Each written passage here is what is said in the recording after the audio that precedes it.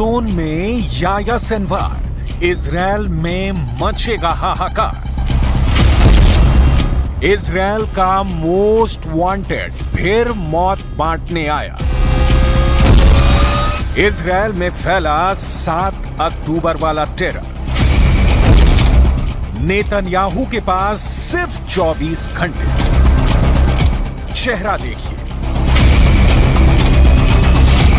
चाल देखिए, इनके पूरे चरित्र को बस इस एक बात से जानिए कि इजराइल जैसा देश इन्हें खान यूनुस का कसाई कहता है और गाजा का लादेन भी इन्हें बताया जाता है। जिस नाम से ये दुनिया भर में कुख्यात हैं वो है याह्या सिनवार। हमास के सुप्रीम कमांडर याह्या सिनवार की वॉर जोन में धमाकेदार एंट्री हुई है, जिसके बाद से खून खराबे की लिमिट क्रॉस हो गई है। इजराइल ने भी पूरी ताकत झोंक दी है, जिससे गाजा युद्ध क्लाइमैक्स के मोड़ पर पहुंचता दिख रहा है। गाजा में बेहिसाब बारूद बरस रहा है। आसमान से जंगी जेट मौत बरसा रहे हैं। जमीन पर तोप से, रॉकेट लॉन्चर से, मशीन गनों से चुन चुन कर हमास के अड्डे बर्बाद किए जा रहे हैं। इजराइल का ऑपरेशन रफा फुल फोर्स में एक्टिव है। रफा के पूर्व हिस्से को इजराइल ने तोपखाने से धुआं धुआं कर डाला है। इजरायली डिफेंस फोर्स ने दावा किया है कि जमीनी हमले में कोई रोक नहीं लगाई जाएगी, किसी की भी अब नहीं सुनी जाएगी, क्योंकि जिस दुश्मन की तलाश नेतन्याहू को है वो अब खुलकर जंग में सामने आ चुका है। याह्या सिनवार के युद्ध के मैदान में आने का मतलब क्या है? क्यों हमास चीफ ने नेतन्याहू को चुनौती देते हुए वॉर फ्रंट पर हमास लड़ाकों से वॉर मीटिंग की? इसे जानना जरूरी है, लेकिन पहले देखिए रफा फ्रंट पर बारूदी तांडव का लेवल कहां तक पहुंच चुका है।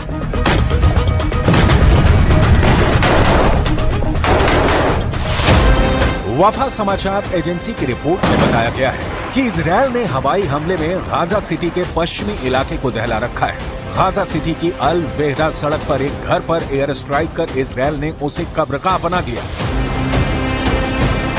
इजराइल की स्ट्राइक का टारगेट अब सिर्फ रफा क्रॉसिंग है, जिसे नेतन्याहू ने जीतने तक जंग जारी रखने का ऐलान मार्च महीने में ही कर दिया था।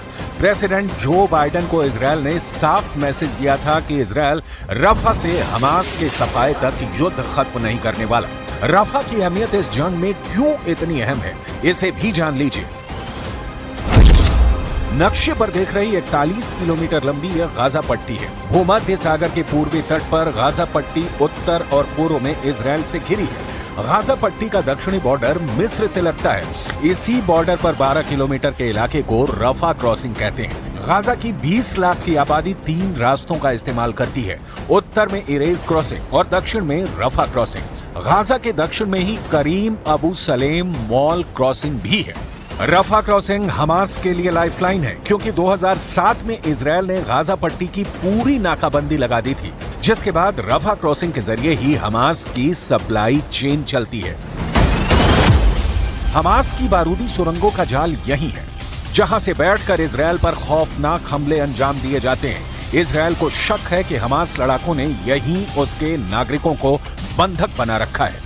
7 अक्टूबर को बंधक बनाए गए लोगों में से एक का वीडियो रिलीज कर हमास ने प्रोपेगेंडा सेट करने की कोशिश भी की है। हमास की तरफ से इजरायली अमेरिकी बंधक हर्ष गोल्डबर्ग पोलिन का वीडियो जारी किया गया है। हालांकि ये वीडियो कब शूट किया गया है इसकी कोई जानकारी नहीं साझा की गई। हमास के बंधक वीडियो के जारी होने के बाद गोल्डबर्ग के परिवार ने उसे हौसला बनाए रखने की अपील की है। 23 साल के हर्ष गोल्डबर्ग 7 अक्टूबर से हमास के नर्कलोक में बंधक हैं। वहीं इजराइल का अनुमान है कि 7 अक्टूबर को हमास के हमले के दौरान बंधक बनाए गए लगभग 250 लोगों में से 129 लोग गाजा में अब भी बचे हैं। इजरायली फोर्स ने आशंका जताई है कि बंधक बनाए गए इजरायली नागरिकों में 34 की मौत हो चुकी है। वहीं हमास इजराइल जंग में गाजा पट्टी में अब तक 34,305 मौत का आंकड़ा भी सामने आया है।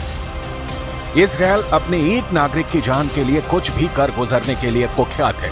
यानी जंग का अंत इजरायली बंधकों की रिहाई के साथ हमास के संपूर्ण सफाए पर होगा। हालांकि हमास भी पीछे हटने को तैयार नहीं। हमास के सुप्रीम कमांडर याह्या सिनवार ने वॉर फ्रंट पर हमास लड़ाकों से मीटिंग कर इजरायल को क्लियर मैसेज दिया है कि युद्ध में हमास सरेंडर नहीं करने जा रहा।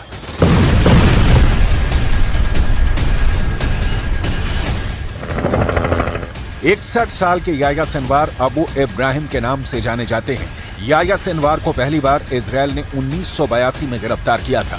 1985 में याह्या इजरायल के शिकंजे में दोबारा आए थे। उन्हीं दिनों याह्या ने हमास के संस्थापक शेख अहमद यासीन का भरोसा जीत लिया। 1987 में हमास की स्थापना के 2 साल बाद याह्या ने इसके बेहद खतरनाक कहे जाने वाले अंदरूनी सुरक्षा संगठन अल मज़ की स्थापना की। उस वक्त याह्या की उम्र केवल 25 बरस थी। 2011 में कैदियों के अदला बदली के समझौते के तहत इजरायली सैनिक गिलाड शलिट के बदले याह्या सिनवार जेल से आजाद हुए। तब से आज तक याह्या सिनवार इजरायल के सबसे बड़े खलनायक बने हुए हैं। 7 अक्टूबर 2023 को इजरायल में जो खूनी कोहराम मचा, उसकी कमांड भी याह्या के हाथों में थी। एक बार फिर जंग के मैदान में बेखौफ होकर याह्या सिनवार के आने का मतलब है कि हमास जल्द बड़े पलटवार की तैयारी में है। हमास का अगला हमला इस युद्ध को सबसे खौफनाक दौर में ले जाएगा।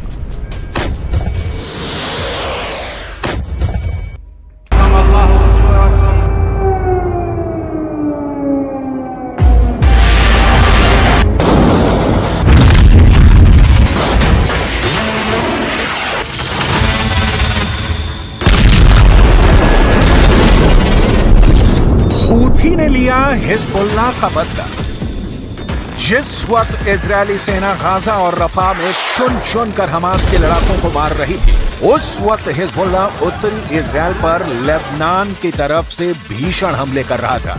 जिस वक्त इजरायल हिजबुल्लाह के 40 ठिकानों पर हमला करके उसके आधे से ज्यादा टॉप कमांडर्स को मार रहा था, ठीक उसी वक्त लाल सागर में यमन के हूथी विद्रोही नौसेना मिसाइलों से अमेरिका और इजरायल के लड़ाकू युद्धपोत पर भीषण हमला कर रहे थे। मिडिल ईस्ट और पश्चिम एशिया में इस वक्त इजरायल अमेरिका की शह पर कोहराम मचाए हुए है। लेकिन ये भी सच है कि ना तो हमास, ना हिजबुल्लाह और ना ही हूथी के लड़ाके हमला करने से चूक रहे हैं। और इसके पीछे की सबसे बड़ी वजह है ईरान, जो इजरायल के वजूद को खत्म करने पर आमादा है। अब आप ये देखिए, भारी हथियारों से लैस अमेरिका और इजरायल के जंगी जहाजों पर हूथी ने कैसे हमला किया है। अमेरिका इजरायल पर हूथी का हमला। ईरान समर्थित हूथी विद्रोहियों ने फिलिस्तीन और हिजबुल्लाह पर हुए हमलों का बदला लाल सागर में लिया है। हूथी के दावे के मुताबिक हूथी ने मिसाइलों से अमेरिका और इजरायल के जंगी जहाजों पर हमला किया है। जानकारों के मुताबिक 2 हफ्ते बाद हूथी का ये पहला बड़ा हमला अमेरिका और इजरायल के खिलाफ बताया जा रहा है। हूथी के मिसाइल हमले में अमेरिका और इजरायल के जंगी जहाजों को नुकसान की खबर है। दावा तो यहाँ तक किया जा रहा है कि हूथी के मिसाइल हमलों को रोकने में अमेरिका और इजरायल की नौसेना नाकाम साबित हुई है। हूथी के इस हमले ने साबित कर दिया है कि ईरान समर्थित हूथी मिडिल ईस्ट और पश्चिम एशिया में इजरायल और पश्चिमी देशों के लिए बड़ा खतरा बन चुका है। हमास और हिजबुल्लाह के लड़ाके जहां जमीन के जरिए ज्यादा हमले कर रहे हैं, तो वहीं हूथी विद्रोही समंदर के रास्ते हमले कर रहे हैं। यही वजह है कि अमेरिका और ब्रिटेन ने मिलकर यमन में हूथी ठिकानों पर पिछले 3 से 4 महीने में कई दर्जन भयानक हवाई हमले किए हैं। हूथी विद्रोहियों का आरोप है कि अमेरिका और ब्रिटेन ने मिलकर यमन के करीब 424 ठिकानों पर हवाई हमले किए हैं, जिसमें कई दर्जन लोग मारे गए हैं। यही वजह है कि अब हूथी विद्रोहियों ने हमले तेज कर दिए हैं। ईरान समर्थित हूथी विद्रोहियों के प्रवक्ता याह्या सारेया ने दावा करते हुए कहा कि लाल सागर में अमेरिका के 2 जहाजों पर हमला किया गया है, जिसमें से एक जहाज अमेरिकी विध्वंसक है, जबकि इजरायल का एक क्रूज जहाज हूथी हमले का शिकार हुआ है। हूथी के दावे के मुताबिक उसके हमले में अमेरिकी जहाज मेस्क यॉर्क टाउन, अदन की खाड़ी में एक अमेरिकी विध्वंसक और हिंद महासागर में इजरायली जहाज MSC वेराक्रूज को निशाना बनाया गया है। نفذت القوات البحرية في القوات المسلحة اليمنية عملية عسكرية استهدفت سفينة ميرسك يورك تاون الأمريكية في خليج عدن بعدد من الصواريخ البحرية المناسبة، وكانت الإصابة دقيقة بفضل الله. बेशक हूथी बड़े हमले कर रहा हो, लेकिन ये भी सच है कि गाजा रफा में इजरायली सेना के भीषण ऑपरेशन में अब तक 34,000 से ज्यादा फिलिस्तीनी मारे जा चुके हैं। लेबनान की तरफ से हिजबुल्लाह चीफ जरूर इजरायल को टक्कर देने की कोशिश कर रहे हैं, लेकिन इजरायल की बेहतरीन हवाई क्षमता के सामने हिजबुल्लाह के पैर उखड़ने लगे हैं।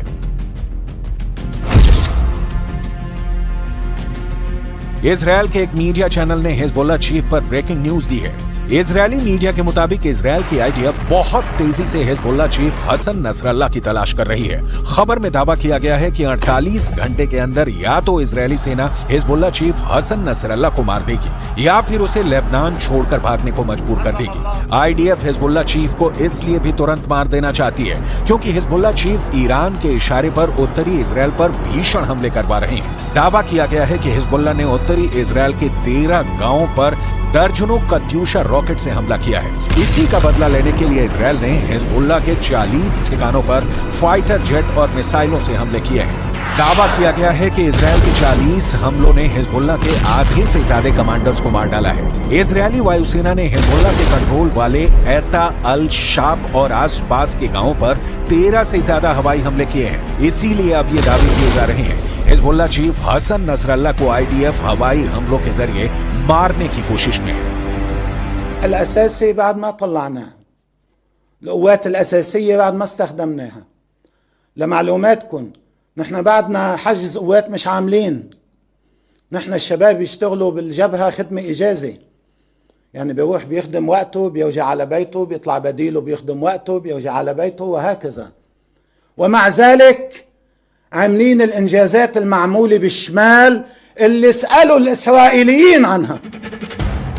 इधर ईरान पूरी तरह से बौखलाया हुआ है। रूस और चीन से साथ मिलने के बावजूद वो हमास, हूथी और हिजबुल्लाह के ऊपर हो रहे बेहद खूनी हमलों को रोक नहीं पाया है। इधर इजरायल के पीएम नेतन्याहू ने साफ कर दिया है कि रफा में इजरायली सेना बहुत बड़ा ऑपरेशन शुरू कर चुकी है। मिस्र की सीमा से सटे रफा में 23 लाख फिलिस्तीनी इजरायल के बेहद खूनी हमलों के बीच फंस चुके हैं। इस बीच ईरान ने खुली धमकी दी है। ईरान की वायुसेना के कमांडर हामिद वहीदी का कहना है कि ईरानी वायुसेना सोवियत काल के सुखोई Su-24 बम वर्षकों के जरिए इजरायल पर हमले को तैयार है। ईरान की एयरफोर्स की ताकत की बात करें तो फायर पावर इंडेक्स के मुताबिक ईरान के पास कुल 551 एयरक्राफ्ट हैं, जिनमें से 358 फाइटर जेट हमेशा जंग के लिए तैयार रहते हैं।